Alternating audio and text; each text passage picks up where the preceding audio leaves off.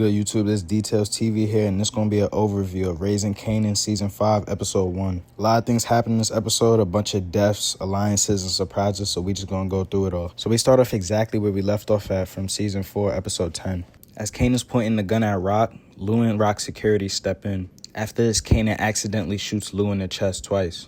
Now, Lou was only shown in the official trailer once, and he wasn't really shown in any teasers or anything, so we pretty much all knew that he was going to die. What surprised me most about this scene, for sure, is the lack of empathy that we see Kanan have after realizing who he just shot. As we can see, though, this is another step in the direction of Kanan becoming that ruthless person that we all knew from OG Power. Sad to see Lou go, though, man. I definitely wanted to see more of him back in the game. Once Rock and her security cleans up the mess, Rock drops him home, but then eventually has to take him out because she know that she can't trust him to keep that secret. Shortly after, Unique finds out where B-Rilla has Jerome and Pernessa and immediately takes him out. With Lou gone, it really makes no sense for B-Rilla to stick around anyway, so I'm sure nobody really cares about this death, to be honest. One thing I will say is the way they introduced B-Rilla made me think that he would really be some type of problem, but he just turned out to be the complete opposite. Once the police came to Marvin's house to tell him about Lou, Marvin had to go identify that was actually Lou. Marvin was devastated the whole episode once he found out that his baby brother was gone. He was crying in Jukebox's arms. After this, he goes to let Rock know the news about Lou. Of course, Rock had to lie to Marvin because she wasn't just going to tell him that it was Kanan that took out Lou. Just like everything else with Power, we know this will eventually come to light, and Marvin and Jukebox will find out what Kanan actually did. And most likely, this will be when Marvin gives Kanan that beatdown and leaves his eye bruised and everything.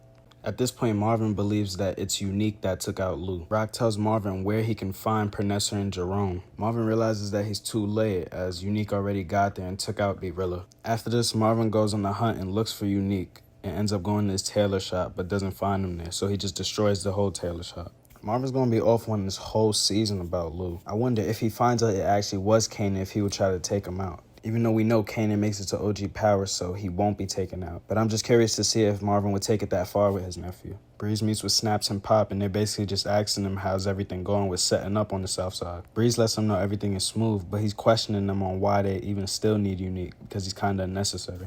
Pop tells Breeze that Unique still has soldiers on the block, so they would just turn on him. It's obvious that Snaps, Pop, and Breeze only gonna be messing with Unique for the short term. They won't hesitate to backdoor him in any type of way, so Unique gotta watch his back. Detective Garcia pulls up on Jukebox, and he's still trying to get anything that he could get out of her. Even though he helped Jukebox with the crystal situation, she's still not telling him anything. Garcia says that he's been playing good cop for too long, so he's about to start playing bad cop, but Jukebox literally doesn't care.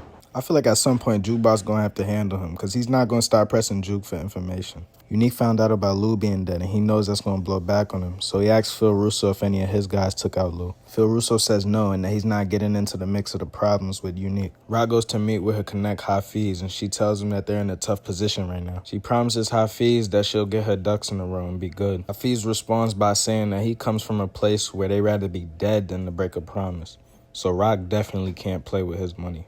Now, Amber, who's the daughter of Marvin's old friend, is being questioned by the police. We know at the end of last season, Marvin broke into the house and shot the two foster parents. Now, Marvin told Amber to say that it was a white guy with tattoos that did the shooting. Now, Amber's holding it down, but they can tell that she's lying, so this could be another up-and-coming problem for Marvin. Kanan gets back home, and his crew is talking about how he's not giving them enough work.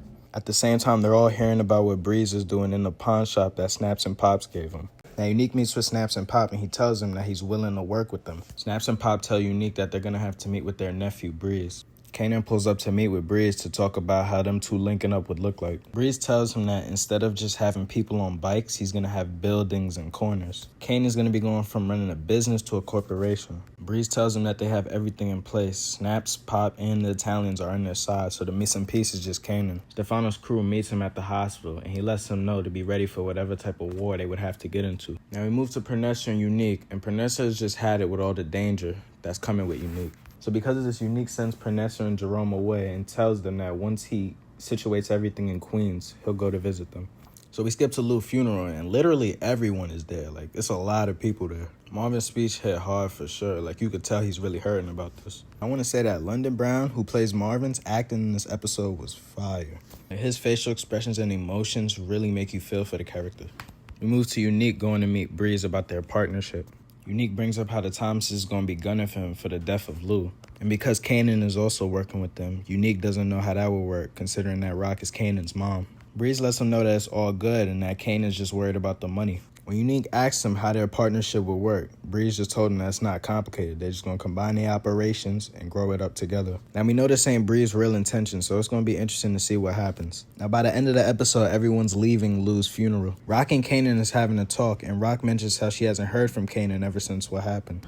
Now, throughout this whole conversation, you could just see that Kanan really doesn't care. And we know ultimately Rock isn't going to take Kanan out. But as far as their relationship goes, Rock said that, they're done. They don't mean anything to each other. And up until that point, I'm pretty sure Rock would still wanted to fix their relationship. But all that's dead, and their relationship is at the point of no return. But that's it for this week's recap of Raising Kanan, episode 1. So make sure y'all leave any thoughts or theories y'all have in the comments.